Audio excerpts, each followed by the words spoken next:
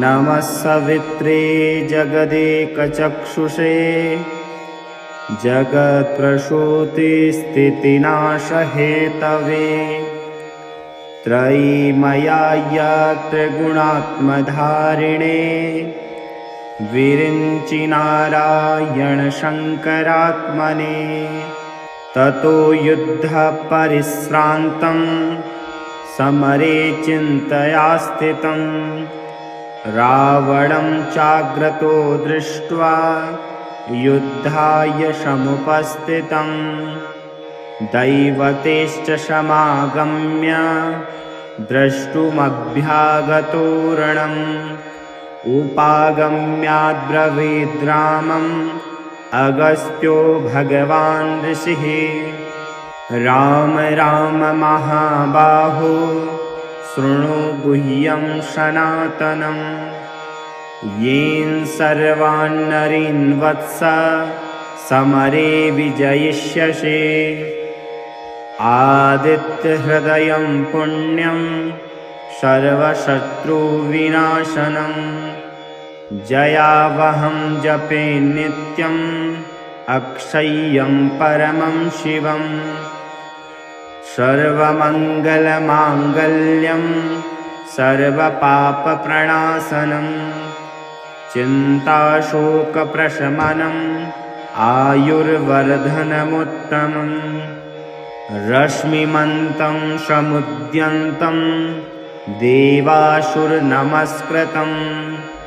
पूजयस्व विभस्वन्तं भास्करं भुवनेश्वरम् सर्वदेवात्मको ह्येष तेजस्वी रश्मिभावनः एष देवासुरगणान् लोकान् पाति गभस्तिभिः एष ब्रह्मा च विष्णुश्च शिवः स्कन्दः प्रजापतिः महेन्द्रो धनदः कालो यमः सोमो ह्यपाम्पतिः पितरौ वशवः साध्या यश्विनौ मरुतौ मनुः वायुर्वह्नि प्रजाप्राणः ऋतुकर्ता प्रभाकरः आदित्यः सविता सूर्यः खगः पूषा गभस्तिमान्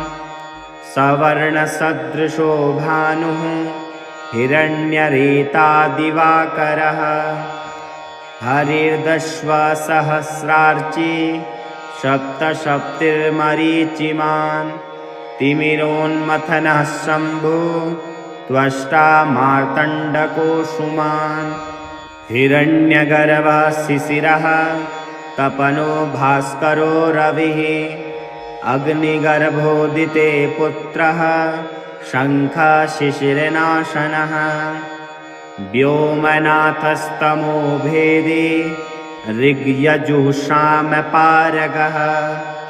घनावृष्टिरपां मित्रः विन्ध्यवीथिप्लवङ्गमः आतपी मण्डली मृत्युः पिङ्गलः सर्वतापनः कविर्विश्वो महातेजा रक्तः सर्वभवोद्भवः नक्षत्रग्रहताराणाम् अधिपो विश्वभावनः तेजसामपि तेजस्वी द्वादशात्मन्नमोऽस्तु ते नमः पूर्वाय गिरये पश्चिमायाद्रये नमः ज्योतिर्गणानां पतये दीनाधिपतये नमः जयाय जयभद्राय हर्यश्वाय नमो नमः नमो नमः सहस्रांशो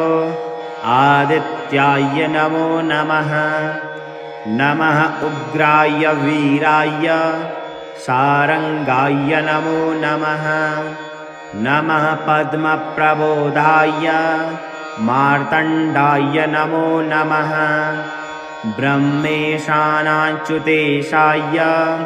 सूर्यायादित्यवर्चसे भास्वते सर्वभक्षाय रौद्राय वपुषे नमः तमोघ्नाय हिमग्नाय शत्रुघ्नाय मितात्मने कृतघ्नाय देवाय ज्योतिषां पदये नमः।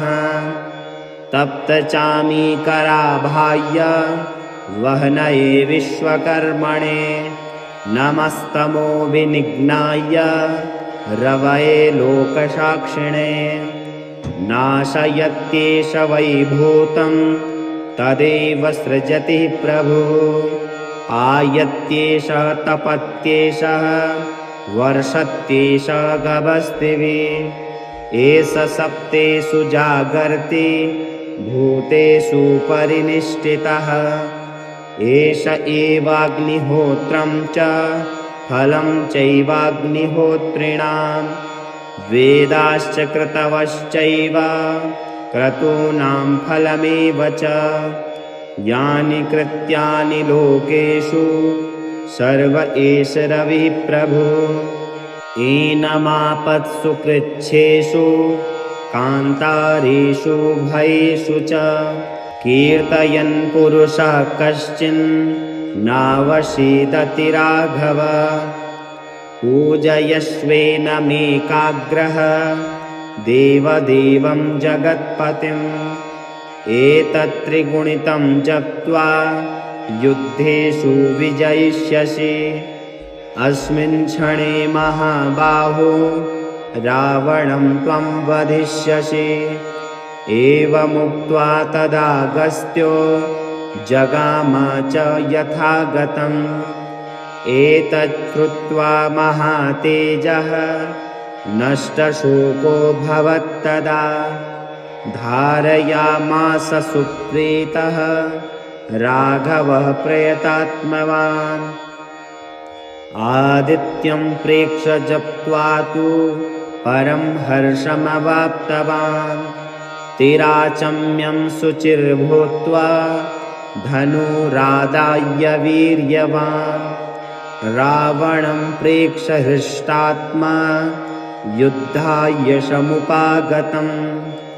सर्वयत्नेन महता वधे तस्य धृतोऽभवत्। अघरविरवदनिरीक्ष्य रामं मुदितमना परमं प्रहिष्यमाणः। निशिचरपति संशयं विदित्वा शूरगणमध्यगतो वचस्वरेति। नमः सवित्रे जगदेकचक्षुषे जगत्प्रसूतिस्थितिनाशहेतवे। त्रयीमयाय त्रिगुणात्मधारिणे विरिञ्चिनारायणशङ्करात्मने। ततो युद्धपरिश्रान्तं समरे चिन्तया स्थितं। रावणं चाग्रतो दृष्ट्वा युद्धाय समुपस्थितं। दैवतेश्च समागम्य द्रष्टुमभ्यागतो रणम्।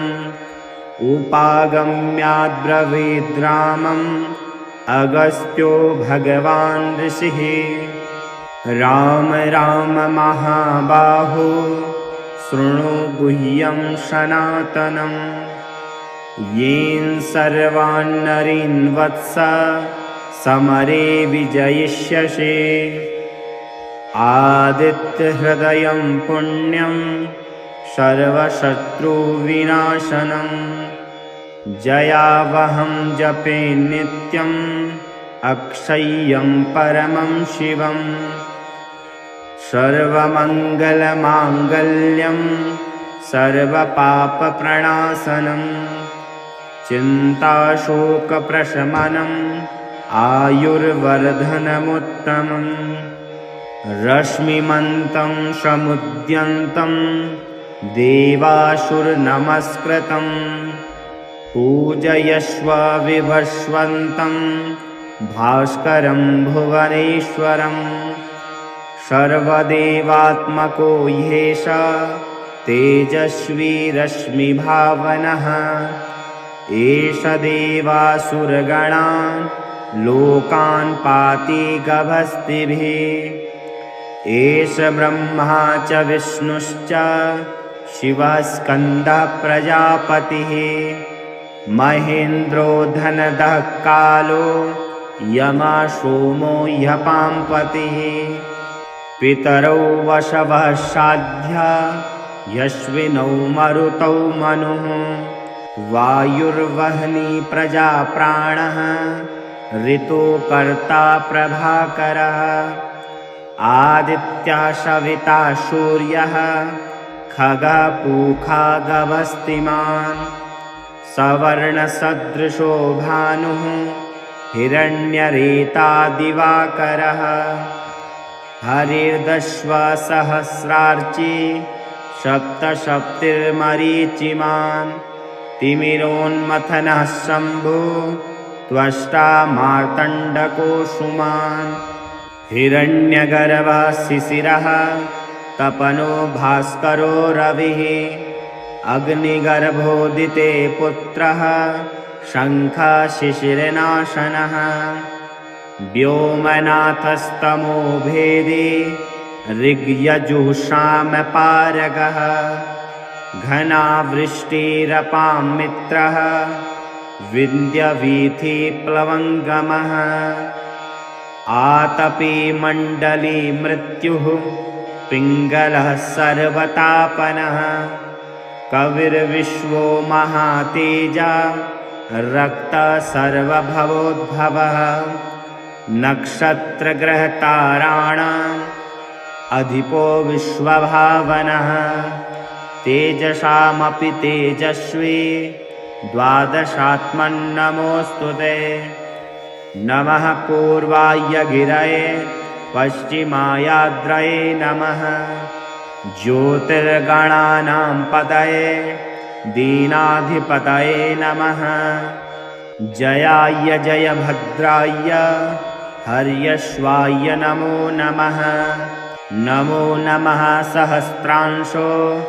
आदित्याय नमो नमः नमः उग्राय वीराय सारंगाय नमो नमः नमः पद्मप्रबोधाय मार्तण्डाय नमो नमः ब्रह्मेशानाच्युतेशाय सूर्यायादित्यवर्चसे भास्वते सर्वभक्षाय रौद्राय वपुषे नमः तमोघ्नाय हिमग्नाय शत्रुघ्नाय मितात्मने कृतघ्नाय देवाय ज्योतिषां पदये नमः